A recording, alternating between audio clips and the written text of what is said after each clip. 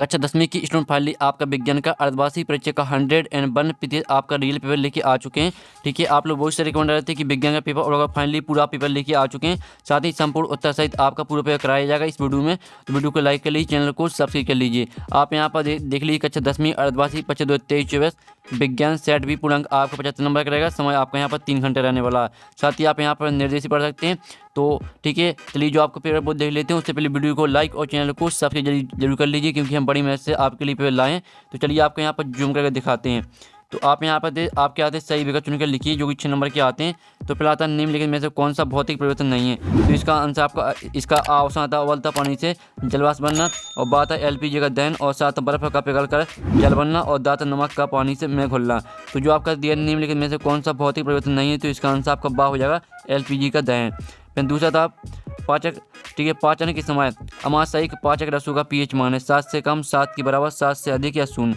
तो यहाँ पाचन के समय अमाशयिक पाचक रसों का पीएच मान है आपका 7 से अधिक। दूसरी का रहेगा आपका करेक्ट आंसर। तीसरा आता है निम्नलिखित में से कौन सा गुण प्रवाह धातुओं द्वारा प्रदर्शित नहीं किया जाता है।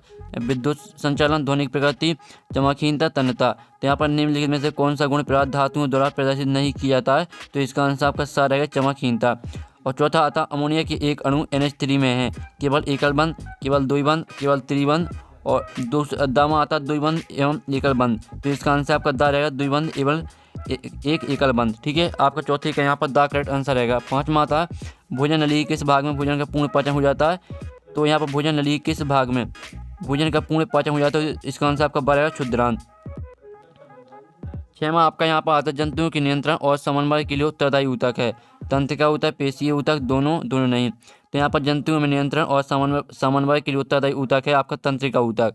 ठीक है, तो इस तरह से आपके हो जाते हैं सही विकल्प कंप्लीट। पहले का आंसर आपका एलपीजी का दहन, दूसरे का आंसर आपका 7 से अधिक, तीसरे का आंसर आपका चमकहीनता, चौथे का आंसर आपका द्विबंध एवं एकल बंध, और पाँचवें का आंसर आपका क्षुद्रांत, और छठवें का आंसर आपका तंत्रिका ऊतक। जो आते हैं रिक्त स्थान, तो आप यहाँ पर रिक्त स्थान पूर्ति के 6 नंबर के आते हैं। तो पहला वे अभिक्रियाएं जिनमें ऊष्मा निकलती है, ऊष्माक्षेपी अभिक्रियाएं कहलाती हैं।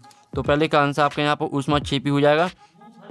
फिर दूसरा था कठोर जल को मृदु करने के लिए, ठीक है, यहाँ पर देख लीजिए कठोर जल को मृदु करने के लिए सोडियम कार्बोनेट एक का उपयोग होता है। तो आपका यहाँ पर दूसरी का आंसर रहेगा सोडियम कार्बोनेट। फिर आपका तीसरा आता है, तो इसमें आपका रहेगा कार्बनिक। ठीक है, कार्बनिक युग्मों में समावयवता का गुण पाया जाता है। तो तीसरे का आंसर आपका यहाँ पर कार्बनिक हो जाएगा। अब आपका चौथा आता है मानव शरीर में ऑक्सीजन परिवहन के लिए हीमोग्लोबिन उत्तरदायी होता है। ठीक है, आपका चौथे का आंसर रहेगा यहाँ पर हीमोग्लोबिन। फिर आपका पांचवा आता है भ्रूण कुमार के जरूरत से पोषण प्लेसेंटा नामक संरचना से प्राप्त होता है। तो आपका पाँचवीं का आंसर रहेगा प्लेसेंटा। ठीक है, प्लेसेंटा आपका पाँचवीं का आंसर हो जाएगा। और छः आता गोली दर्पण की फुहर दूरी उसकी वक्र त्रिज्या की आधी होती है। तो आपका छठवीं का आंसर रहेगा आधी। तो ये रहा आपके यहाँ पर रिक्त स्थान का सॉल्यूशन। पहले का आंसर ऊष्माक्षेपी, दूसरे का आंसर सोडियम कार्बोनेट, तीसरे का आंसर कार्बनिक, चौथे का आंसर आपका हीमोग्लोबिन, पाँचवें का आंसर प्लेसेंटा, और छठवें का आंसर आधी। तो जल्दी से स्क्रीनशॉट ले लीजिए। अब चलिए आपके जो प्रश्न 3 आता है यहाँ पर सही जोड़ी, तो वो देख लीजिए 6 नंबर की आती है। स्तंभ आवबा में दी गई। पहले आती है पितरस, पितरस को आपको एकरस से मैच कर देनी है। दूसरी आती है हाइड्रा, तो इसको आपको मुकुलन से मैच कर देनी है। तीसरी आती है बॉटसन एवं क्रिक, तो इसको आपको डीएनए से मैच करना। और जो चौथी आती है मेंडल, तो मेंडल ने दिया था अनुवांशिकता का नियम, तो अनुवांशिकता से मैच कर देना। पाँचवीं आती है टिंडल प्रभाव, तो इसको मैच करना। घने जंगल के बीतान से सूर्य प्रकाश का गुजरना। और छठवीं आती है प्राकृतिक स्पेक्ट्रम, तो इसको आपको इंद्रधनुष से मैच कर देना है। अब चलिए आपके आते हैं एक सवाल का उत्तर दीजिए। 6 नंबर के आते हैं। तो पहला आता है अम्लीय वर्षा का पीएच मान कितना होता है। तो यहाँ पर अम्लीय वर्षा का पीएच मान होता है 5.6 से कम। ठीक है, तो पहले का आंसर रहेगा 5.6 से कम। ये आपका पहले का यहाँ पर आंसर हो जाएगा। फिर आपका दूसरा था 2 धातुओं के नाम लिखिए जो ठंडे जल के साथ तेज़ी से अभिक्रिया करती हैं। तो जो आपके यहाँ पर 2 धातुएं हैं जो यहाँ पर ठंडे जल के साथ तेज़ी से अभिक्रिया करती हैं, वो हैं आपकी पोटेशियम एवं सोडियम। ठीक है, पोटेशियम और सोडियम यहाँ पर ठंडे जल के साथ तेज़ी से अभिक्रिया करती हैं। फिर आपका आता है जीवधारियों में ऊर्जा मुद्रा का नाम लिखिए। तो यहाँ पर जीवधारियों में जो ऊर्जा मुद्रा का नाम है वो है आपका ATP। ठीक है, ATP आपका यहाँ पर तीसरे का करेक्ट आंसर रहेगा। आपको पता भी होगा और आपने पढ़ा भी होगा। चौथा आता मस्तिष्क का कौन सा भाग हमारे शरीर के संतुलन को नियंत्रित करता है। तो यहाँ मस्तिष्क का अनुमस्तिष्क भाग। ठीक है, अनुमस्तिष्क भाग हमारे शरीर को नियंत्रित करता है। तो चौथे का आंसर है आपका अनुमस्तिष्क। फिर आपका आता है डीएनए का पूरा नाम क्या है। तो डीएनए का पूरा नाम है आपका डीऑक्सीराइबो न्यूक्लिक अम्ल। ठीक है, डीऑक्सीराइबो न्यूक्लिक अम्ल, ये आपका डीएनए का पूरा नाम हो जाएगा। फिर आता है दर्पण सूत्र लिखिए। तो दर्पण सूत्र हो जाएगा आपका 1/F बराबर 1/V प्लस 1/U। ठीक है, ये आपका दर्पण सूत्र रहेगा। फिर आपका आते हैं असत्य चयन करके लिखिए। तो पहला था जो पदार्थ ऑक्सीकृत हो जाते हैं वे ऑक्सीकारक कहलाते हैं। तो पहला आपका रहेगा यहाँ पर क्या, पहला आपका असत्य रहेगा। फिर आपका यहाँ पर दूसरा था लिटमस एक प्राकृतिक अम्ल क्षार सूचक है, तो ये आपका यहाँ पर सत्य रहेगा। ठीक है, पहला आपका असत्य रहेगा, दूसरा आपका सत्य रहेगा। फिर तीसरा था जो गुण एक पीढ़ी से दूसरी पीढ़ी में संचारित नहीं होते ये अनुवांशिक गुण कहलाते हैं, तो आपका तीसरा रहेगा असत्य। चौथा आता दो अधातुओं के सामान्य मिश्रण को मिश्र धातु कहते हैं, तो चौथा भी आपका असत्य रहेगा।